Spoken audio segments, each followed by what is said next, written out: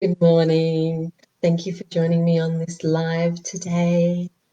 We're going to talk about fears that we have around childbirth and our childbirthing experience.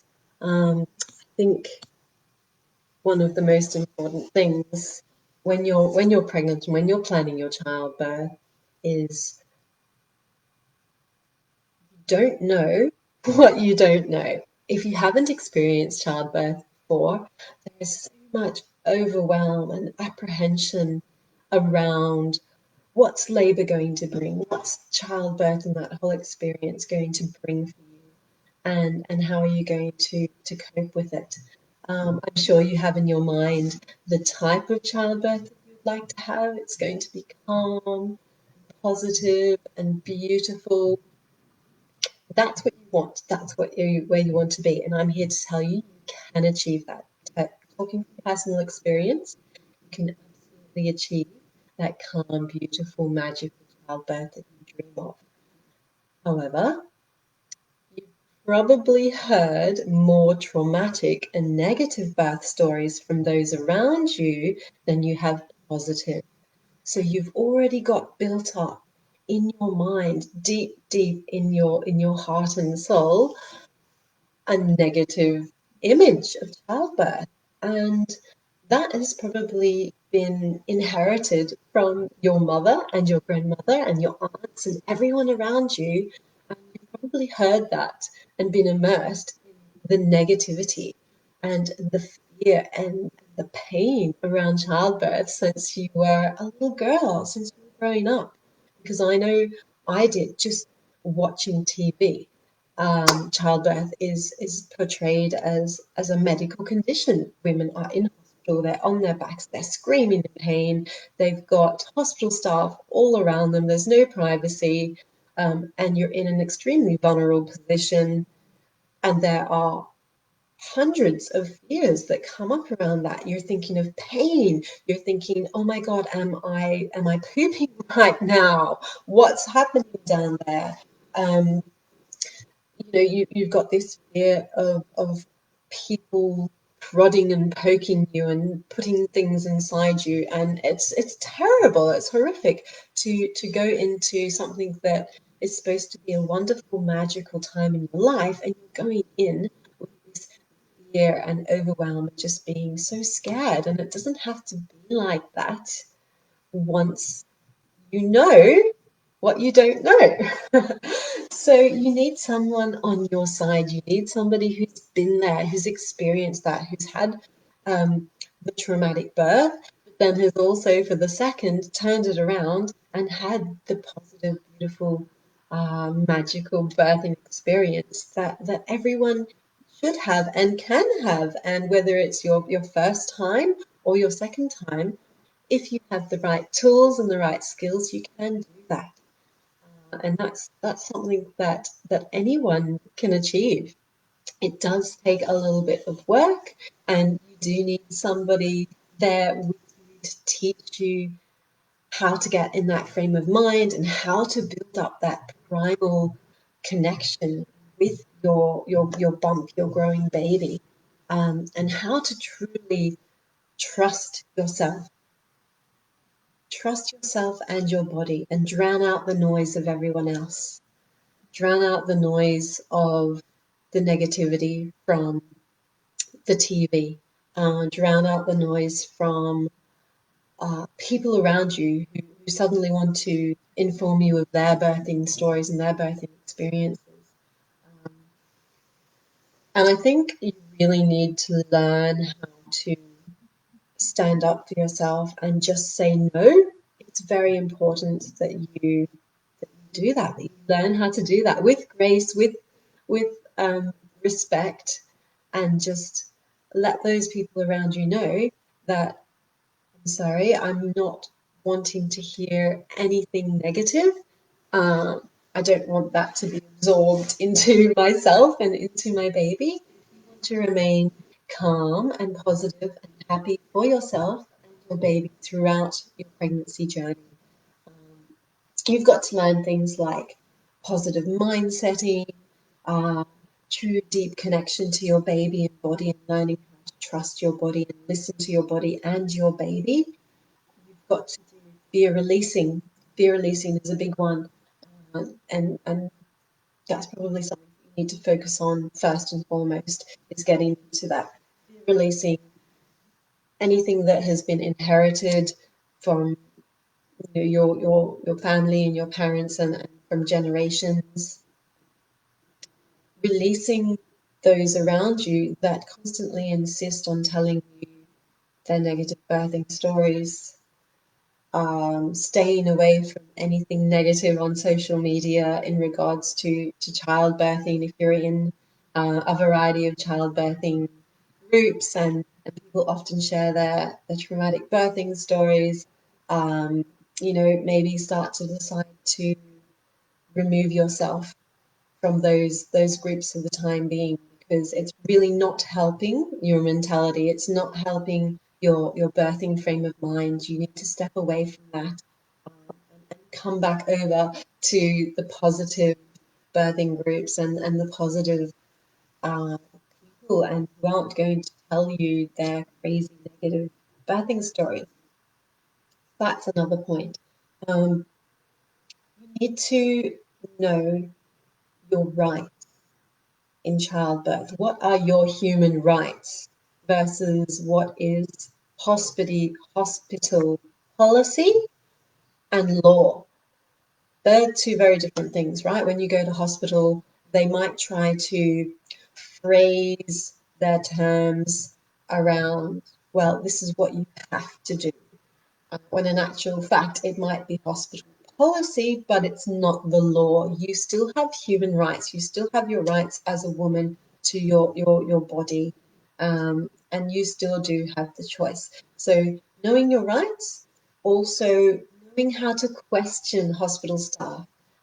They are there for your health and safety and your child's health and safety, but sometimes everything in the hospital can be quite rushed around childbirth. You're not often allowed the time to birth your baby in that calming, positive way that you would want to. So you need to learn how to question hospital staff, and not only yourself, because you might be in this heightened magical state of childbirth. You might not be focused on asking these questions and standing up for yourself. So you need your birthing partner, whoever that is, to be your voice, to be your advocate, to know your specific wishes, and they have to stand up for you. They have to be the ones to ask hospital staff, you know, the questions.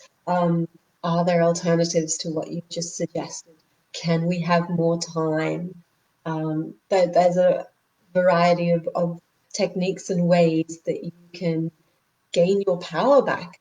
And it doesn't matter where or how you choose to birth, whether you choose to birth at home, in the forest, near the ocean, in the hospital, even if you're having a cesarean, a planned cesarean, you still need to have a focused, positive mindset going into that, because you're still experiencing that for the first time. And any kind of medical procedure, it is, makes you feel nervous, it makes you feel scared. And when you feel nervous and when you feel scared, what happens to your body chemically? You're releasing cortisol, you're releasing the fear hormones, and that curses through your body and your heart races.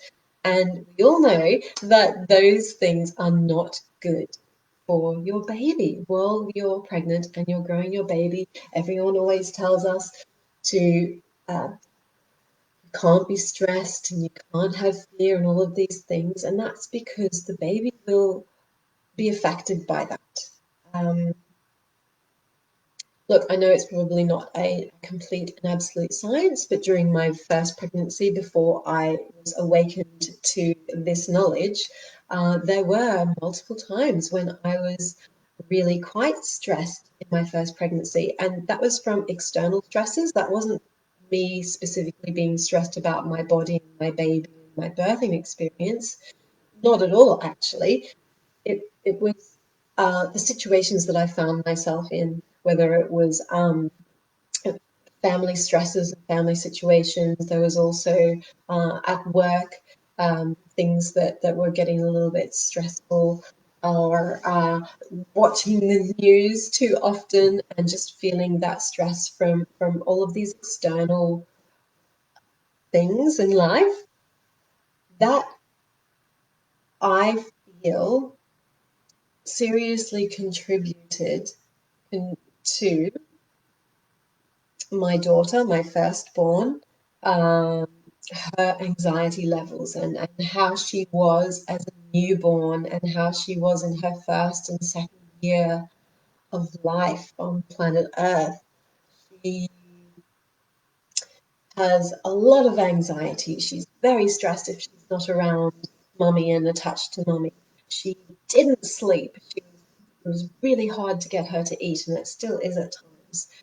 Um, Now, with my second pregnancy, I completely overhauled my life and how I did things, and I was nothing but calm, positive, collected, and that's because I removed myself from any stressful situations. I learned how to put up um, boundaries, how to create boundaries for myself, healthy boundaries for myself, and how to actually step into my feminine, womanly power and own my voice and understand the importance that I was carrying a child inside of me that was growing and that needed everything that I have to grow and form and develop.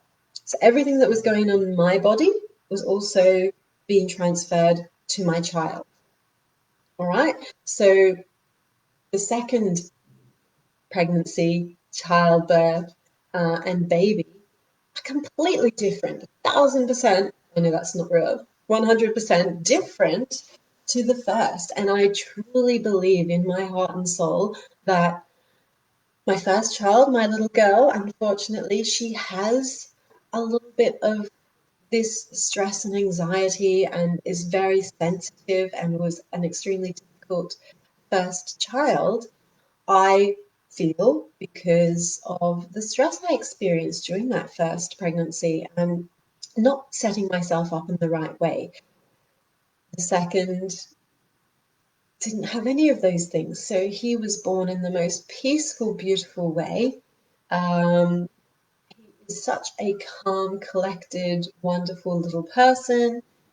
He never once had a problem with feeding and sleeping. And I know all kids are different, and my mother is one of six, and my grandmother would say every single one of her children have different personalities and different traits.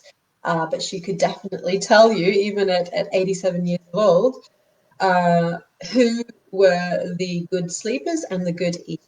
And it seemed like the first two born um, that were born in a little bit more of a stressful, fear, apprehensive, overwhelm kind of environment, they're the ones that struggled and continue to struggle in life. Whereas after you've done it once or twice and you know what you're doing and you know what to expect, you just kind of relax into it and go with the flow. And it seems like those children that were born after, um, after she'd experienced childbirth for the first couple of times, very easygoing, very good sleepers, easy to eat, just easier to handle. So I truly believe that if you set yourself up for success during pregnancy and for childbirth, that you're going to have an easier time of things once baby arrives and once baby is here. Uh, how could it not? If you created the most beautiful, calm, relaxing environment for your child during the 9 months of development, and your childbirth is also a calm, positive experience that doesn't stress you out, and the baby isn't born full of cortisol running through their veins. Um, I truly, truly believe that you're going to have a much calmer, easier baby, a newborn baby. So these are some things that Look, I know you're on top of it. I know you're planning your hospital bag and you're probably planning, the nursery and all the things that you need for baby, all of the tangible things.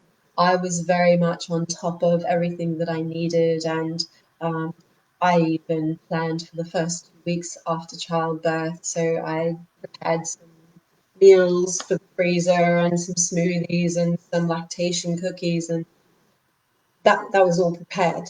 What I was completely unprepared for and didn't even consider was my emotional state during pregnancy, going into childbirth, and post childbirth and postnatal. So if you start now, if you're pregnant now, if you know somebody who's pregnant now, it's very important that we start to think about this and really, really get in the correct mind frame of fear releasing, anything to do with childbirth, and then stepping into a positive mindset, um, gaining knowledge. Knowledge is strength, knowledge is power. Gaining that knowledge and that power, learning what you don't know in order to have that magical positive childbirth that you desire and that you deserve, and it's your feminine womanly right to do so. So you need to step into that womanly power, step into your voice, be your own savior, be your child's savior, and learn those skills and learn those techniques. Um, so look, hey, if you're out there, if anything I've mentioned resonates with you, if you feel that it's definitely something that you need to talk about, that fear that you have around childbirth, I invite you to reach out to me, connect with me. You can drop an emoji in the comments, and we can have a chat. We can have a 30-minute chat, and you can tell me your fears. What are the three things, the three biggest things leading up to your childbirth while you're pregnant now that's worrying you, that you're stressed about, that you feel overwhelmed about? And we can come up with some techniques in overcoming that, and strengthening your bond with baby, and uh, setting yourself up for a positive, calm, easy childbirth. So I invite you to do that at any time when you feel comfortable. You can reach out to me via the link in the post, or you can just drop an emoji in the comments and I can reach out to you. And we can just have a casual, heart to heart, woman to woman chat around your childbirthing experience that you want to create and your pregnancy and how it's all going. So hopefully I'll get to speak with you soon. All right, much love. Talk to you soon. See you again in my next live.